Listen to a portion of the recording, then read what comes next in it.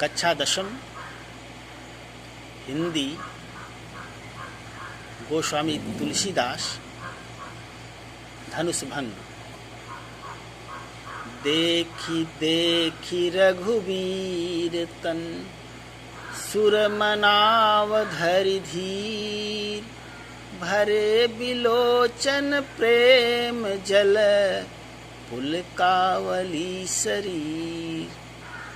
प्रस्तुत दोहा हमारी पाठ्य पुस्तक हिंदी के काव्य खंड में संकलित गोस्वामी तुलसीदास जी द्वारा रचित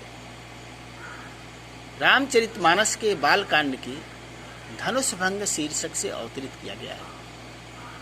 प्रस्तुत काव्यांश में कवि ने उस समय का वर्णन किया है जब भगवान श्री राम धनुष भंग करने के लिए चलते हैं तो श्री राम जी को देखकर सीता जी देवताओं से विनती करती है, देख देख रघुबीर तन।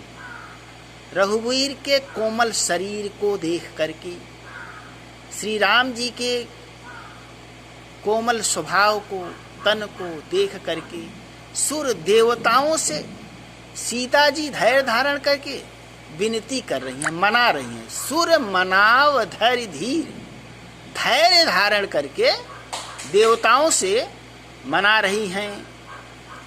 भरे बिलोचन प्रेम जल, अपने बिलोचन नेत्र में प्रेम के आंसू भर करके पुलकावली शरीर, पुलकावली शरीर, उनका शरीर पुलकित हो रहा है, उनके नेत्रों में प्रेमाश्रु आ गए हैं।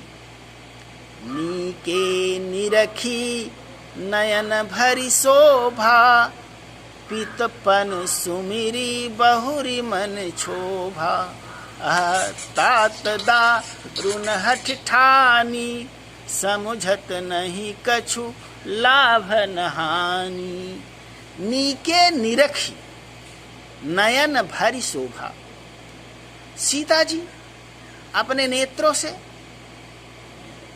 भगवान श्री राम के रूप सौंदर्य को अपने नेत्रों में भर करके उनके प्रति अपने प्रेम को देख करके पितुपन सुमिर, पिता के प्रण को याद करके, नीके निरख नयन भरी शोभा, अपने नेत्रों में उनके सौंदर्य को भर करके और पिता के प्रण को याद करके पितुपन सुमिरी बहुरी मन क्षोभा, पिता के प्रण को याद करके उनके मन में बड़ा क्षोभ, बड़ा दुख उत्पन्न होता है। और सीता जी कहती हैं, आहा तात दारुण हठ ठानी। अरे पिताजी ने बहुत कठिन प्रतिज्ञा कर डाली है और प्रतिज्ञा करते समय उन्होंने कुछ समझा बूझा नहीं, समुझत नहीं कछु लाभ न हानि, बिना कुछ लाभ और हानि के समझे जाने पिताजी ने बहुत ही कठिन प्रतिज्ञा कर डाली है। सचिव सभय सिख देई न कोई, और मंत्री लोग भी सब है भय के कारण कोई शिक्षा नहीं दे रहे हैं, कोई सलाह नहीं दे रहे हैं। बुद्ध समाज बढ़ अनुचित होई, बुद्धिमानों के समाज में, ज्ञानियों के समाज में यह बड़ा अनुचित कार्य हो रहा है। कह धनु कुल सही चाहि कठोरा, कह श्यामल मृदु गात किशोरा। विधि के ही भांति धरऊ उर्धीरा, सिरस सुमन कन बेधिय हीरा।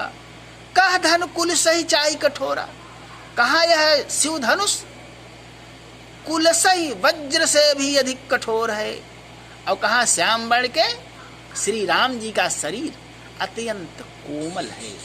हे विधि, हे ब्रह्मा, हे भाग्य, मैं किस प्रकार से अपने उर में, अपने शरीर में धैर्य धारण करूं? यह तो ऐसा ही असंभव कार्य हो रहा है जैसे सिरस सुमन कन बेधिय हीरा, जैसे सिरस के फूल के कण से, सिरस के फूल के कण से हीरे को छेदने जैसा असंभव कार्य हो रहा है। सकल सभा कै मति भय भोरी, अब मोहि शंभु चाप गति तोरी। निज जड़ता लो गन पर डारी, होई हरहु रघुपति ही निहारी। सकल सभा कै मति भय भोरी, संपूर्ण सभा की मति बुद्धि, संपूर्ण सभा की बुद्धि जो है भ्रम में हो गई है। अब हे शंभुचाप, हे शिव धनुष, अब आपकी स्थिति पर ही मुझे भरोसा है। इसलिए हे शिव धनुष, निज जड़ता, अपनी जड़ता को यहाँ जो बैठे हुए लोग हैं उन पर डाल दो। हो हरहु रघुपति ही निहारी, अपनी जड़ता को लोगों पर डाल दीजिए। और हरहु रघुपति ही निहारी, श्री राम जी को देख करके उनके अनुसार हल्के हो जाओ। अति परिताप सीय मन माही, इस प्रकार से सीता जी के मन में अत्यधिक दुख है, परिताप है, ताप है, कष्ट है। लव निमेष जुग सय सम नाही, लव निमेष पलक झपने के एक अंश के बराबर समय उनका एक युग के समान बीत रहा है। लव निमेष जुग सय सम जाही, एक क्षण सीता जी का एक युग के समान बीत रहा है। काव्यगत सौंदर्य प्रस्तुत काव्यांश में कवि ने हिंदी साहित्यिक अवधी भाषा का प्रयोग किया है। शब्द शक्ति अभिधा और लक्षणा है। शैली प्रबंध काव्य है।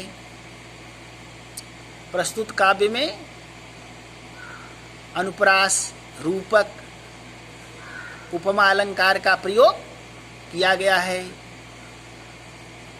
रस